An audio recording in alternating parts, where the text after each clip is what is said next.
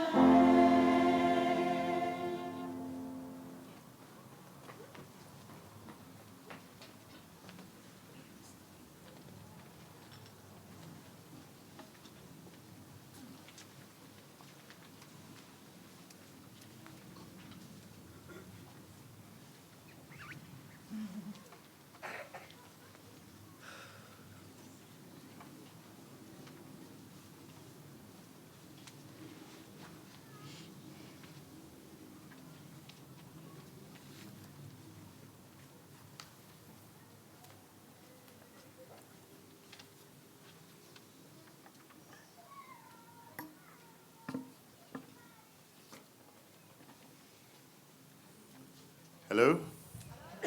Good evening. Good evening. A very warm welcome to you. My name is Victor Darcy Smith.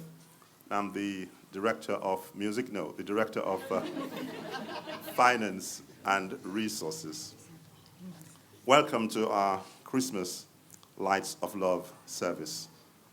This is a special time for us to come together as a hospice and as a community in Greenwich and Bexley to remember and celebrate the lives of those we have loved and lost. We know that this year has been especially difficult for many of us as we have faced the challenges of the cost of living crisis and the energy crisis. A lot of people linked to a hospice will have known their loved ones were end of life with a limited prognosis, but the loss is still difficult when it happens. That is why we are here today, to offer you a space of comfort and hope, where you can honor your loved ones and share your grief with others who understand. As we light up a tree with your dedications, we also light up our hearts with gratitude and love. We hope that this service will bring you some peace and joy as we sing together, "Joy to the world, the Lord Jesus Christ has come. Let earth receive her King. Let every heart prepare him room, and heaven and nature sing." And remind you that you are not alone.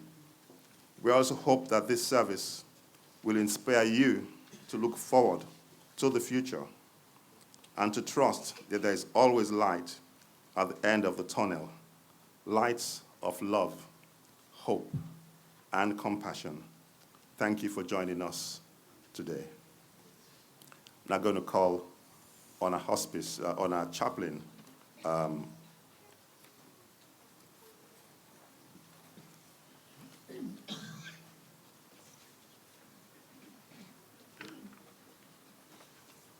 Good evening, everyone.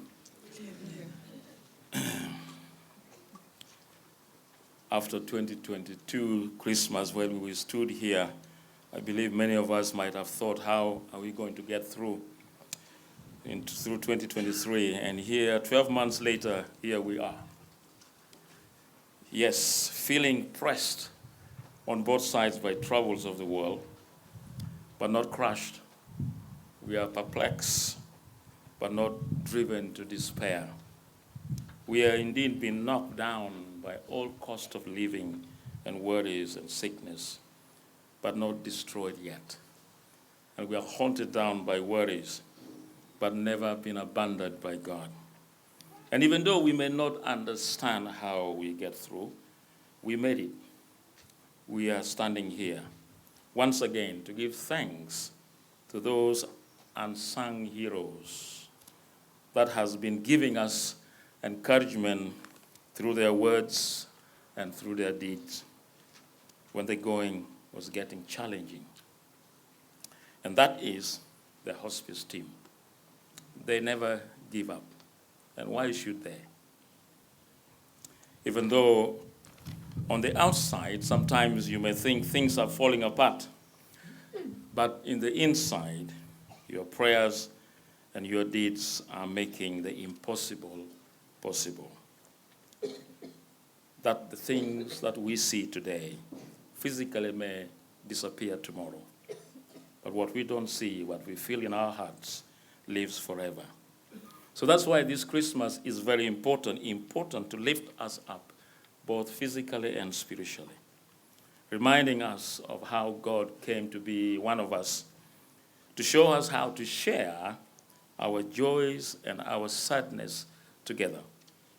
Here at the hospice, we know very well that Christmas time is not an easy time, especially for those who have lost and said goodbyes to their loved ones, and also for those who are sitting and waiting anxiously at the bedside of those in the IPU here and those at home in care homes.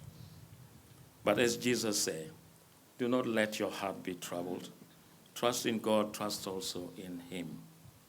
So may God grant each and every one of us the sincerity to accept the things we cannot change, but the courage to change the things that we can.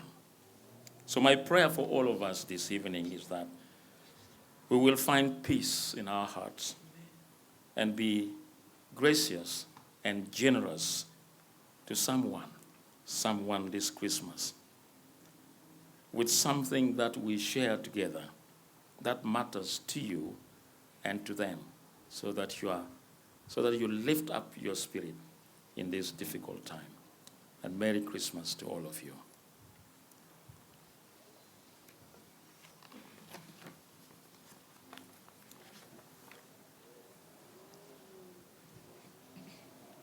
And with that, we're going to light these candles, which represent for us hope flickering, love enduring, and life continuing.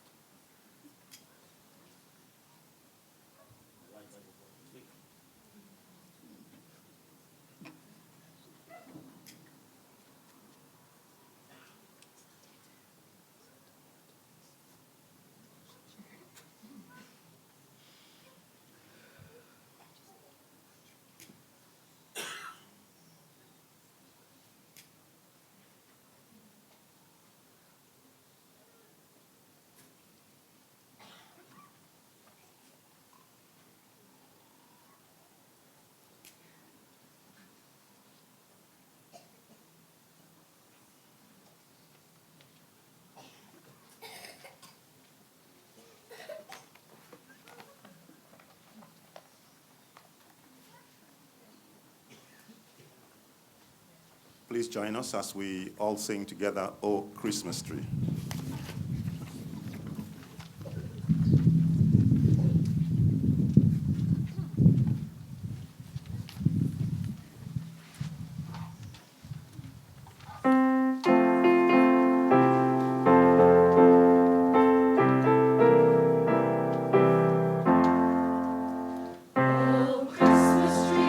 Oh Christmas tree, how lovely are your branches.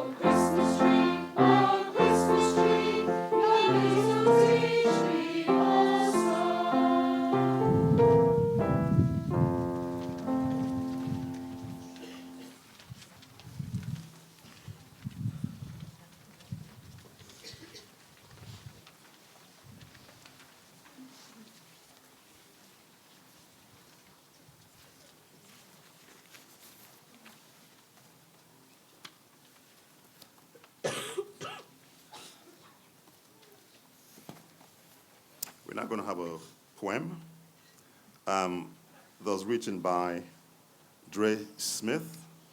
And Dre Smith is the son of Jackie Smith, our In Memory and Legacy fundraising coordinator. And this poem was written in memory of Dre's grandfather, who is also Jackie's father, and he was actually cared for in the hospice in 2018. The poem is going to be read by Jackie Smith.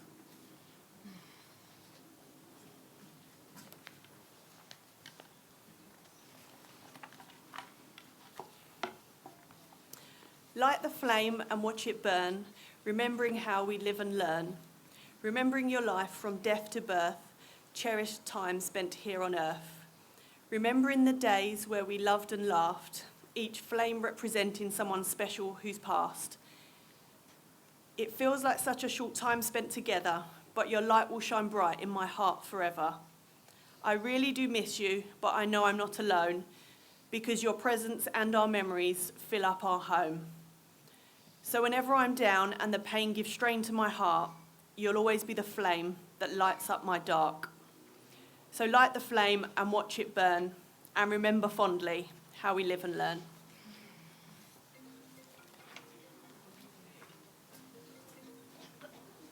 You're allowed to clap, it's okay.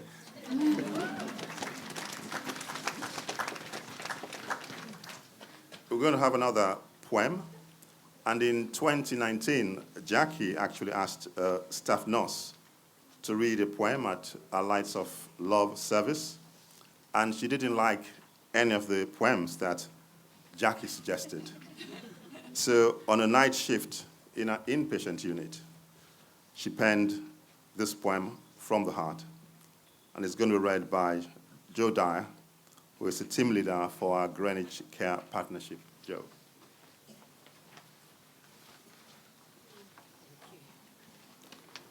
It's called Miss You at Christmas. As Christmas approaches, coming to the end of the year, I think of all the patients I have cared for, all of which I hold dear.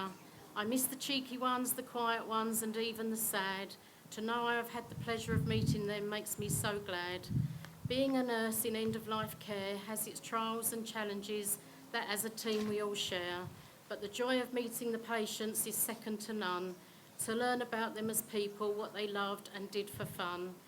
People think our job is a sad one and that it's all doom and gloom. But the truth is, our patients can light up a room. The way they face disease and look it in the eye, the bravery when they say, I'm not afraid to die. Some are more scared as they face the unknown. We hold their hands in the still of night, tell them they're not alone.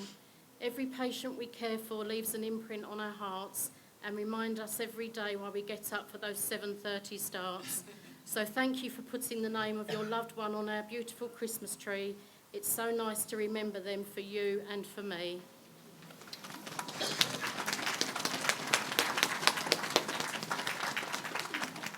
Thank you very much indeed, Joe.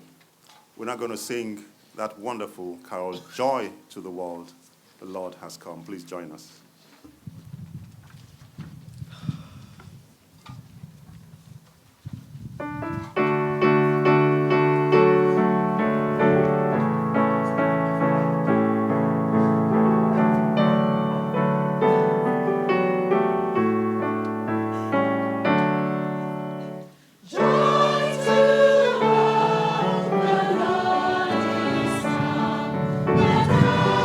Receive her King.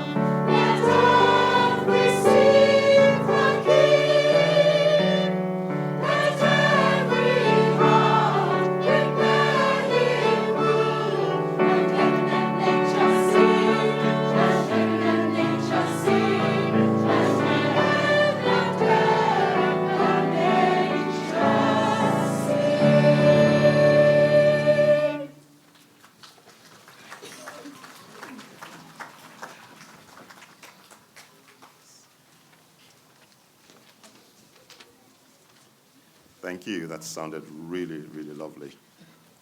We're now going to have a poem by Emma Woodbridge, who's a PA to our clinical leads. And Emma's husband, Jack, who you may all have read about in our Autumn and Winter newsletter, was cared for at home by the hospice. And Emma wrote this poem for her husband, Jack.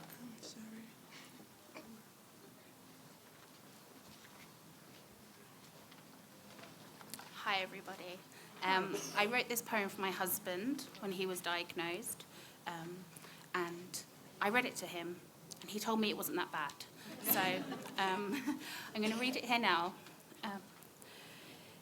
You came when I didn't know I needed you. You stayed when I pushed you to leave. You lifted me up when I fell and crumbled. You showed me more love than I could ever believe. Your humour keeps me guessing. Your loyalty is off the chart. Your thoughtfulness is so surprising. Your kindness is as big as your heart. Because of you, I am happy. Because of you, I am stronger.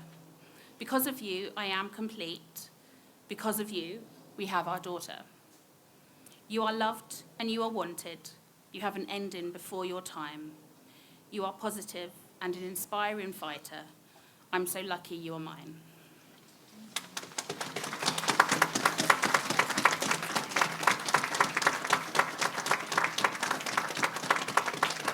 Thank you so much, Emma. And Emma and her daughter, Niam, are now going to do the lights for us. We're going to count down now. So we're going to do it. We'll do a countdown from 5. I'm going to press this, yeah. I'm going to count ready. 5, 4, 3, 2, 1.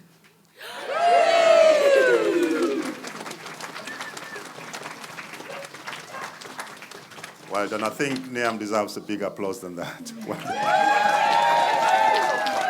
you.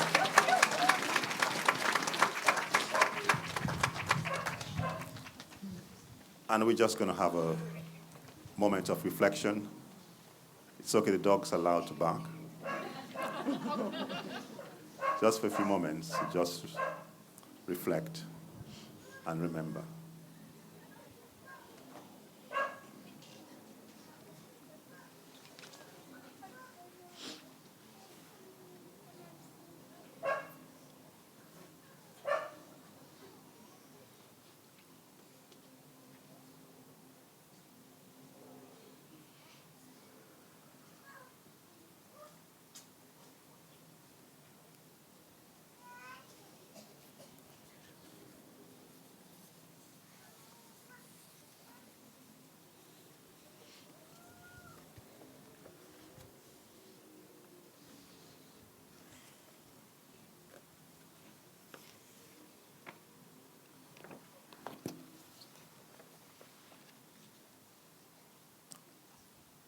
I'm sure our loved ones that we've loved and lost would want us to shine our light everywhere we go.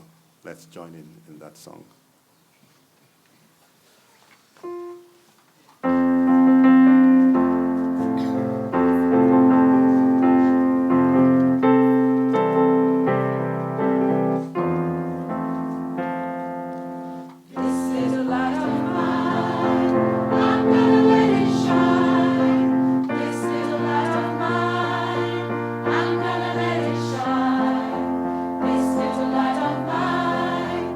I'm gonna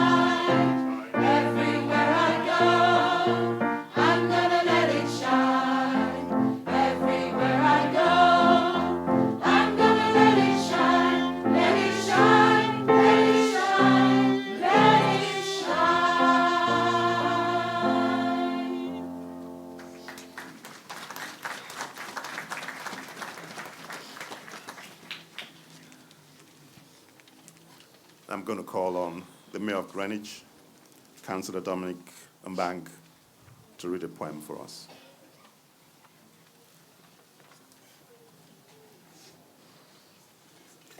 Good evening, ladies and gentlemen.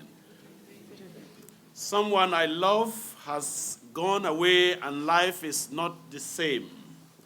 The greatest gift that you can give is just to speak their name. I need to hear the stories and the tales gone past. I need for you to understand these memories must last. We will never make more memories since they are no longer here. So when you say their name to me, it is music to my ears. Thank you.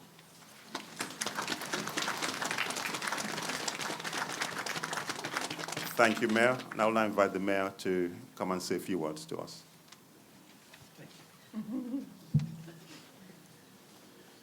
Good evening again.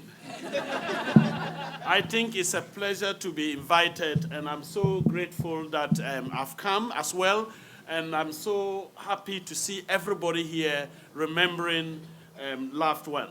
I have a connection with this particular building because I've worked with the NHS for 25 years and was a kidney nurse specialist, still a kidney nurse specialist, but over 18 years ago had taken up a complex discharge with Guy's and St. Thomas's.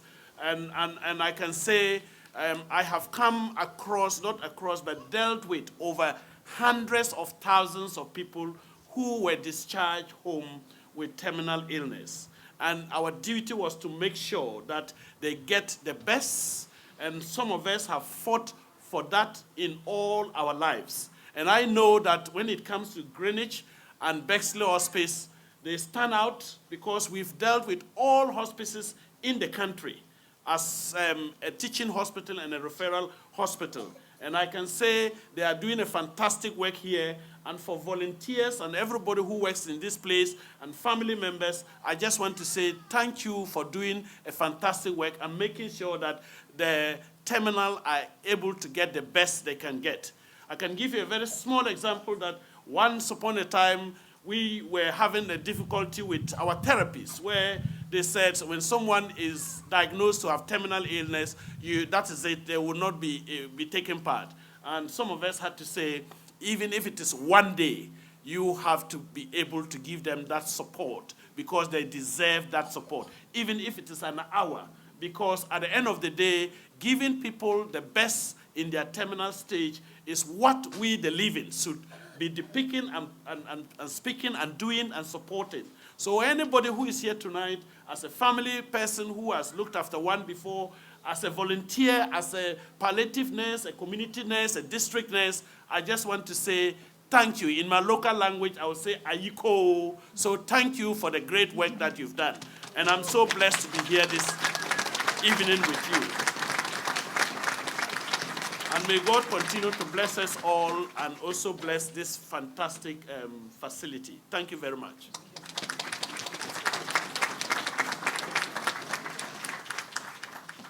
Thank you very much, Mayor Mbang.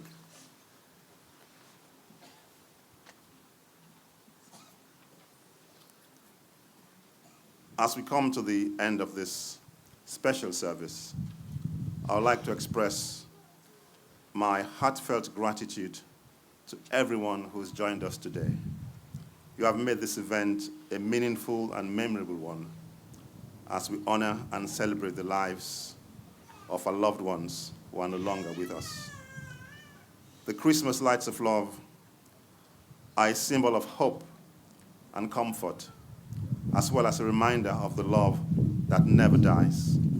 They also represent the support and care that a hospice provides to the families in our community who are facing the challenges of bereavement. We're very grateful for your generous donations, which enable us to continue our vital work and make a difference to those who need us the most. Thank you for your kindness and generosity.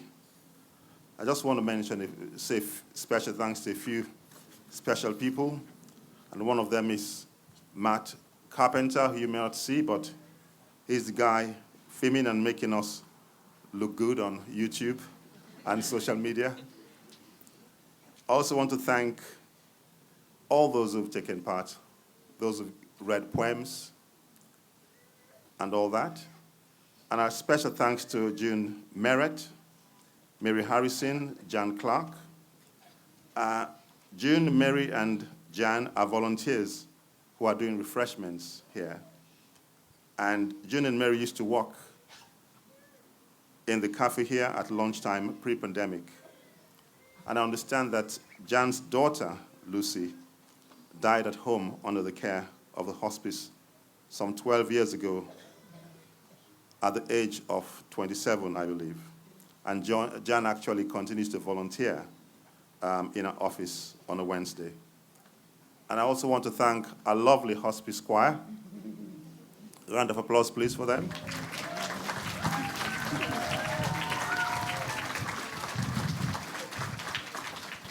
We actually shipped in some help from the community in Bromley. They're part of the St. Paul's Crofton Church community. And I just mentioned each of them. One of them is Lynn Rolls, MBE. She's a top civil servant, and her daughter, Pippa Clow, who is a nursery nurse. And actually, Lynn has a connection with the hospice. And she told me that they wonderfully and compassionately cared for her eldest brother, Keith, for a couple of weeks before he passed away at the Queen Elizabeth Hospital in April 2019. And Liz and Duncan Cameron. Liz is actually a GP and spent over 30 years working this patch, so she has connections with the hospice. And her husband, Duncan, is an ex-police officer. We also have Sue Jeremy. Perhaps you should raise your hand when I call your names so they know who you are. Don't be shy. Sue Jeremy is actually a primary school teacher following an illustrious HR career in the city. We also have another GP in our midst, Funke Tikare. She works the Bromley patch, and I'm sure she interacts with one of our partners, St. Christopher's. We have a young lady called Anaya. She's an occupational therapist. And at my local hospital, the PRU, and both the PRU and the Queen Elizabeth Hospital played a vital part in saving my life this year on 2 occasions. So I'm really, really grateful to them for that. We also have with us Alison McLaughlin Green. Alison, she's the director of Somalia's Choice, one of UK's best boutique wine merchants. You can talk to about wines. It's Christmas time. And our violinists are sisters Sam Ogundere. Yeah. Sam, don't be shy. Lift your hand up. She's a clinical dietitian, and our sister, Natalie St. Just, she's a clinical psychologist, and they both work in the NHS, and their father actually received palliative and end-of-life care at the hospice. And they also benefited from our bereavement counseling service. And I have to say, Sam and Natalie, that family, I know them very well, and they were actually instrumental and inspirational and motivating me to answer the call when my name was pulled out of the hat for this job here exactly 3 years ago in December. So I will now invite you, as the choir sings a final carol, to come in for some light refreshments of some old wine and some mince pies. Thank you.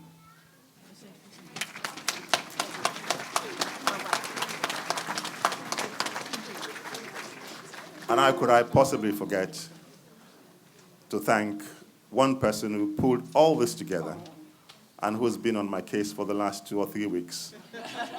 Jackie Smith, thank you so much.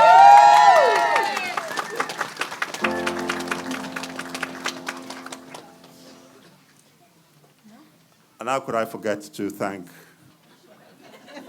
the choir assumes you thank the organist. But I think Judy Franklin deserves a special mention. Thank you so much, Judy. I think she's been doing this every year, and Judith actually volunteers here 2 days a week. Thank you so much, Judith. Thank you, Judith.